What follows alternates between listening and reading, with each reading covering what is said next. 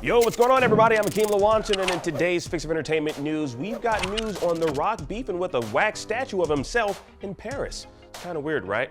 But before we get to that, we've got some new details on the upcoming live-action Fallout series, and we'll tell you when to expect it and a few extra details. All this and more in today's Fix. Let's drop it.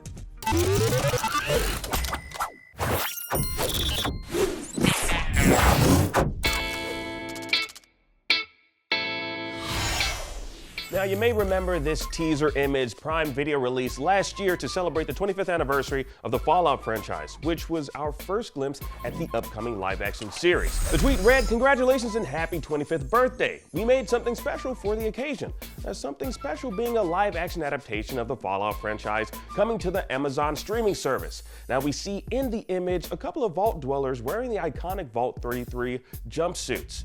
As we inch ever so closer to the show's release window, we now know exactly when to expect it to hit Prime Video. April 12th, 2024. Now, this was revealed via Pip-Boy in another Twitter post from the Fallout Prime Video account. Now, this is the first public video pertaining to the series, which is more of just a teaser of the release date than anything else. Now, earlier this year, Todd Howard gave Gamescom 2023 attendees a very nice surprise when he dropped a teaser for the series. Now, in it, there was a glimpse of the Brotherhood of Steel, the iconic power-armored faction that's popped up in every single game in the franchise in some form or fashion. Now, the trailer also featured plenty of other familiar Fallout imagery, like nuclear explosions, a vault opening, and Walton Goggins as a ghoul. Now, in the game, these are people who lost their flesh due to the titular nuclear radiation. Now, while many of them behave like mindless zombies, there are a fair amount who behave like normal, albeit horribly disfigured people.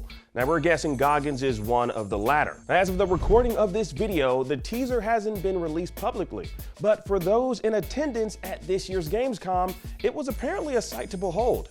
Now, the visual effects and production quality were reportedly impressive, telling us that Prime Video is putting some major money behind this particular project. And with Westworld showrunners Lisa Joy and Jonathan Nolan helming the series, this has potential to be the next big game adaptation of the year. Of next year, yes! Now, as for where the show takes place, Prime Video tweeted out this image that pinpoints it as Vault 33 in Los Angeles. Now, as for the story, Todd Howard confirmed last year that it'll be different from any existing lore from the games. Now, he went on the Lex Friedman podcast and had this to say about the show's story. Approaching it was very different, where when it was, people would say want to make a movie, they wanted to, tell the story of Fallout 3 or then tell the story of Fallout 4. And for this, it was, hey, let's do something that exists in the world of Fallout.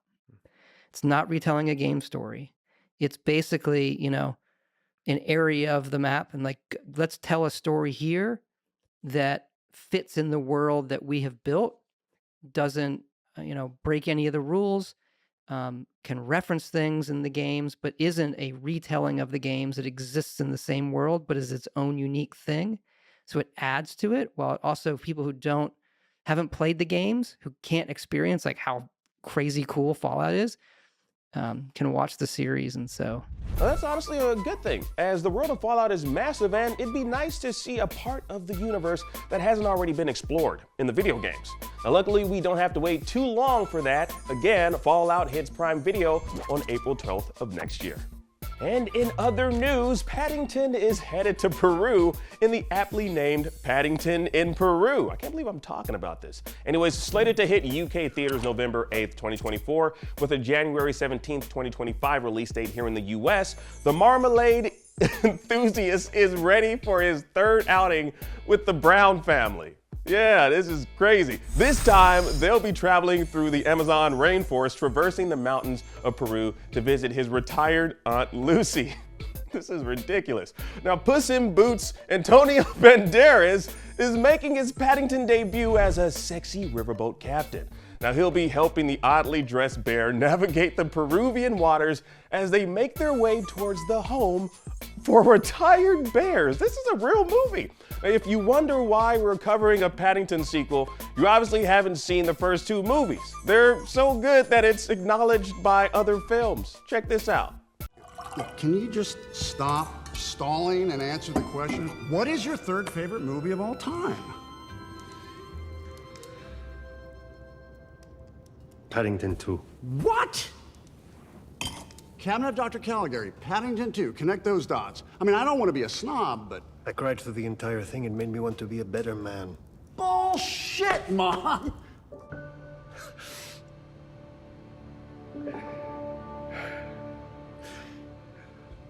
Paddington 2 is incredible.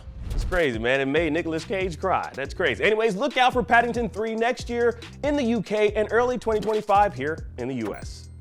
And finally, from one country to another, The Rock's got some beef with the museum in Paris, and rightfully so. The Musée Grévin, whose name I'm probably butchering, did some butchering of their very own when creating this wax figure of the People's Champ, making him look like some muscular albino in golfing attire, and also making him look like he's gone through some sort of weird melanin removal surgery. Kind of weird to whitewash my mans, but after reposting the Circle's James Jefferson Jr.'s reaction, The Rock stated how he's going to have his team reach out to the museum in Paris on updating the wax figure to better represent the People's Champ. Now, The Rock's got some ideas on how to improve the wax figure with a few important details, starting with the skin color. But what do y'all think? Does it look like The Rock? And before you drop a comment answering that very question, it doesn't matter if you think it looks like The Rock or not. The only opinion that truly matters is The Rock's own. But if you smell what they were cooking up there in Paris, and you don't like it, well, sound off down below. Right, and that about wraps it up for this entertainment fix. I'm Akeem Lawanson. Thank you so much for watching. Now that you're caught up on today's news, please check out our previous video. Download the IGN app on all your devices, and for everything else, stick with IGN.